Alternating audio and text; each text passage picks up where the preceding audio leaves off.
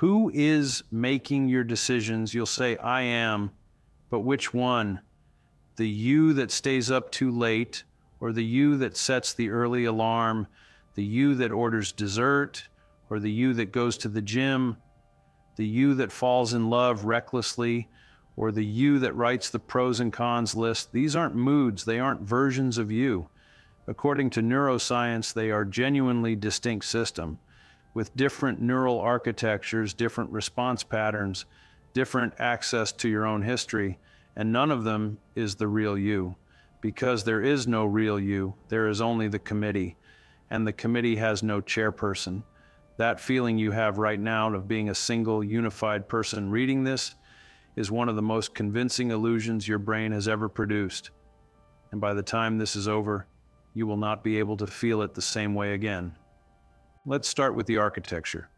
Your brain is not a unified organ with a single voice. It is a collection of specialized systems that evolved at different times for different purposes with different priorities. The prefrontal cortex, the region behind your forehead, handles long-term planning, consequence evaluation, impulse control.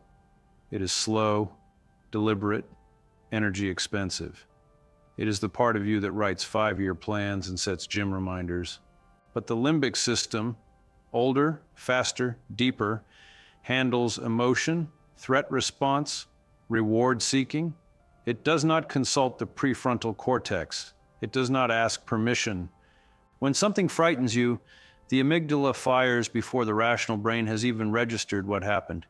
When something pleasurable appears, the reward circuitry activates before the planning systems can intervene. These systems do not always agree. In fact, they frequently conflict. And the experience of internal conflict, I know I shouldn't, but I want to, is not a character flaw. It is not weakness. It is the sound of your committee voting. Two genuinely different neural systems with genuinely different agendas pulling the same body in opposite directions. This is where our intuition completely breaks down. In the 1960s, neurosurgeon Roger Sperry conducted experiments that should have permanently changed how humanity thinks about the self. His subjects were split-brain patients, people whose corpus callosum, the thick bundle of fibers connecting the left and right hemispheres, had been surgically severed to treat severe epilepsy. What Sperry discovered was extraordinary. When he presented information exclusively to the right hemisphere through the left visual field, the patients could not verbally describe what they had seen. The right hemisphere has no language, it cannot speak, but it could act. The left hand, controlled by the right hemisphere, could pick up the correct object, point to the right answer, respond accurately to what it had been shown. Two streams of consciousness, two separate awareness centers, one skull, one body, one name on the driver's license. In some patients, the conflict became visible and almost darkly comic. One hand buttoning a shirt while the other unbuttoned it. One hand reaching for a piece of food while the other pushed it away. Two agents, one body, no central coordinator. Sperry won the Nobel Prize for this work in 1981. The implication was clear, even if the scientific community was slow to follow it all the way to its conclusion. The unified self is not a biological reality. It is a narrative, a story the brain tells about itself after the fact to make sense of the competing outputs of its many subsystems. But wait, it gets stranger. Neuroscientist Michael Gazzaniga, who worked closely with Sperry, identified something he called the interpreter, a module located primarily in the left hemisphere, whose job is not to experience reality, but to explain it, to take whatever the brain has just done, whatever the body has just felt, and generate a plausible narrative that makes it all seem intentional, coherent, and authored by a single self. Here is the disturbing part.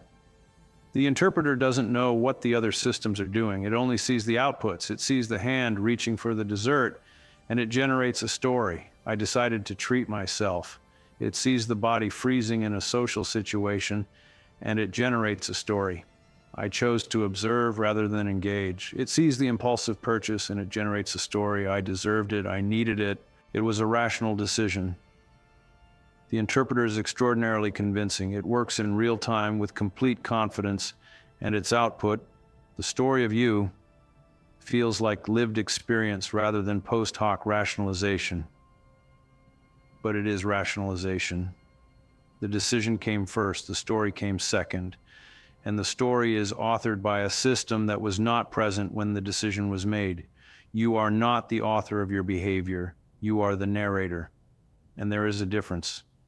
Think about how differently you behave in different contexts, with your closest friend versus your boss, alone at midnight versus in a crowded room, when you're hungry versus when you've just eaten, when you're frightened versus when you feel safe.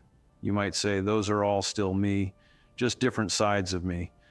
But neuroscience pushes back on that comfort. Research on context-dependent memory, on state-dependent behavior, on the neuroscience of social cognition shows that these aren't simply different expressions of a stable underlying self. Different contexts activate genuinely different neural configurations, different networks, different hormonal profiles, different access to memories, different threat assessments, different values hierarchies. The person who snapped at someone they loved last Tuesday was not suppressing their true self. They were being run by a neural configuration, stress-activated, sleep-deprived, threat-responsive, that has its own behavioral repertoire. The person who apologized the next morning was being run by a different configuration with different priorities and better access to long-term relational values. Both configurations share your name. Both feel, from the inside, like you, but they are not the same system. And no master system sits above them, pulling the strings. The committee votes. The loudest system in that moment wins. And the interpreter writes the memoir. And here is where this stops being unsettling and starts being something else entirely. If there is no fixed central self, if what you call I is a shifting coalition of systems, a committee with no permanent chair, then the rigid story you carry about who you are becomes something more negotiable than you thought. The labels you've accepted, I'm not a creative person, I'm not someone who can change, I'm just like this. Those are the interpreter talking. They are the narrator's summary of past committee votes. They are not the Constitution. The committee can be influenced. New experiences activate new systems. New environments amplify different networks.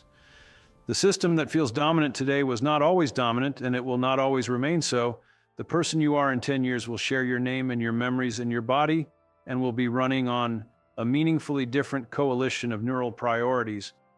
You are not stuck being you, because you were never just one you to begin with. The committee is in session, and every moment is a new vote. There is no ghost in this machine, no CEO of the self, no homunculus sitting behind your eyes making choices, watching the film of your life. There is only process. Millions of neurons firing in patterns, competing and cooperating, generating behavior, and then generating stories about that behavior. And the strangest part? The story feels real. The self feels unified. The chairperson feels present. Because the interpreter is very, very good at its job. But now you know what it is. And knowing what it is changes what it can do to you. If this cracked something open in how you understand yourself, subscribe. Because there's more where this came from. And each one goes somewhere you didn't expect to go.